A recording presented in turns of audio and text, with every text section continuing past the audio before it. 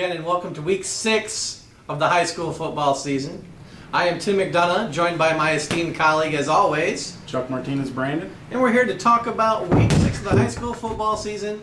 Halfway done, Chuck, can you believe it? No, it goes fast. It goes fast. It goes fast. Last week we went right into the games. This week, let's hand out some awards. Let's go online player first. Chuck, who you got? Online player, you guys choose them. We just tell you who wins. Nathan Yoder, Fairview, big game, 4 touchdowns. Broke a school record, 2 kickoff returns for touchdown. Nathan Yoder, everybody said you were the best last week. So that's why he gets the award. The award. The award. All right. That's it. Whoppers. Whopper hit of the week. Can't hear that enough. This week it's going to Dominic Jones of Defiance. Yeah, defensive tackle. Came crashing through the line against St. Mary's. Said to Logan Deach, "Not so fast, my friend. You're going down behind the line of scrimmage." Blew him up back there. For that, he gets our Whopper Hit of the Week award. All right, Chuck. Payday Player of the Week. Payday player. Big time players, big time plays. Making the big time paydays. Nathan Yoder, we're going to double dip into the company budget for you. You win this one too. Are you kidding me? 4 touchdowns, especially when you're dealing with a freshman quarterback. I'll take that. Payday player, baby. Wow. It's a big week for Nathan Yoder of Fairview. I'm telling you.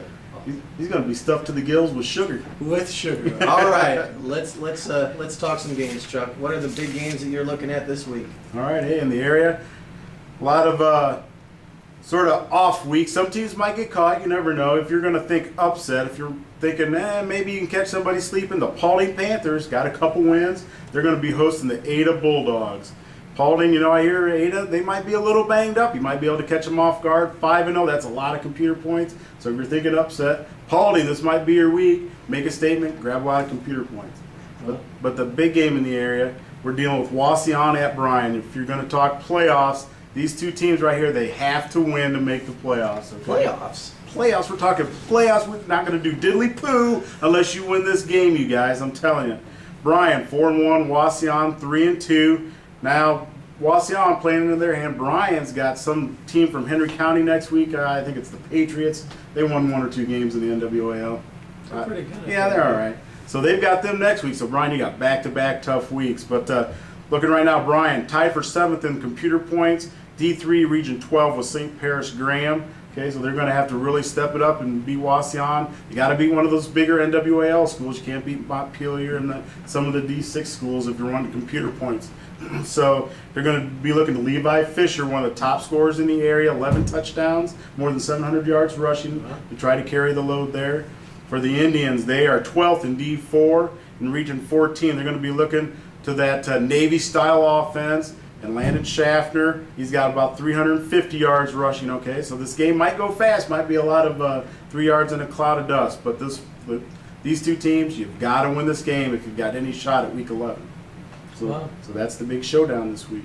How about the Bull Puppies? What they got going on? Well, it's a big week for the Bull Puppies. Talking about Defiance, a couple teams they're taking on Van Wert at home this week. A couple of teams that are 3-2, 1 loss each in the league. Losers probably out of the league race. So Defiance knows that they get another loss here. Bye-bye playoffs. Bye-bye WBL. So that's their focus. Last week it was, can they beat a team with the winning record? They did that handily at St. Mary's.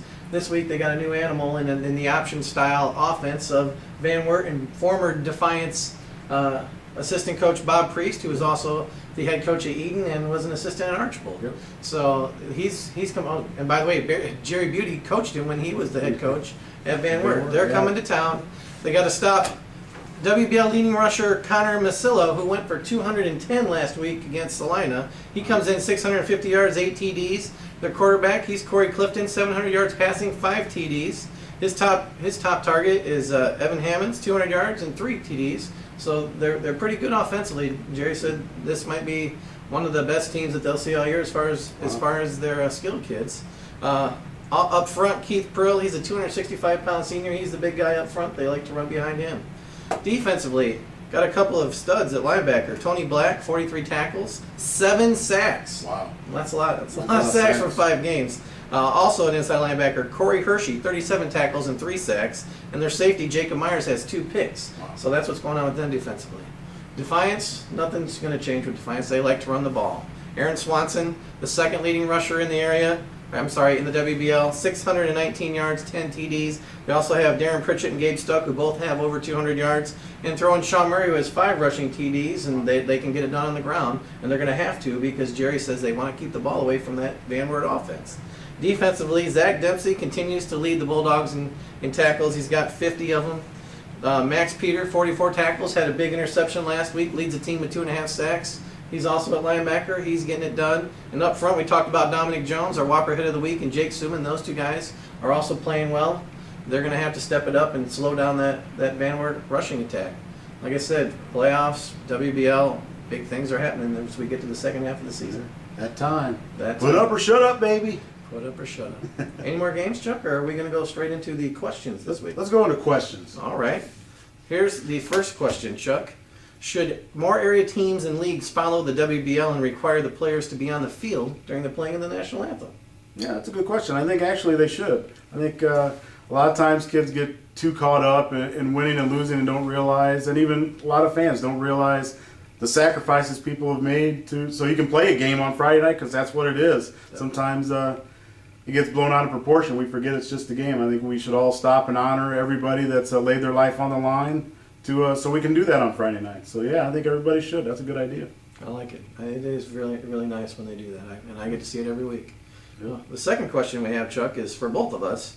What's the greatest game you ever covered?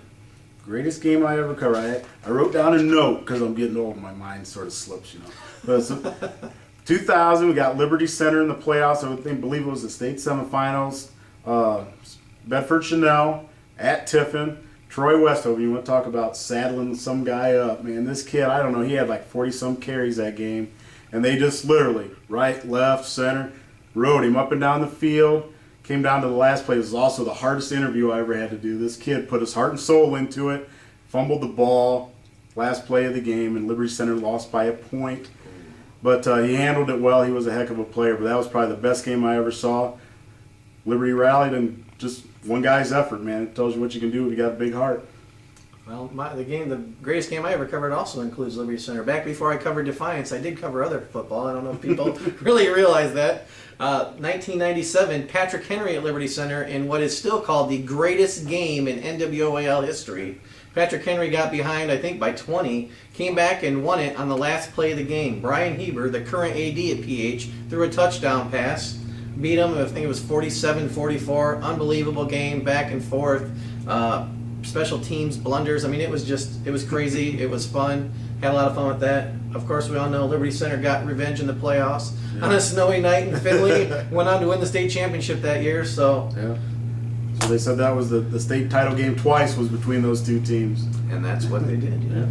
Well, that's all we got for you this week, Chuck. We'll be back next week for week 7. As always, look for us at www.crescent-news.com. Send the questions to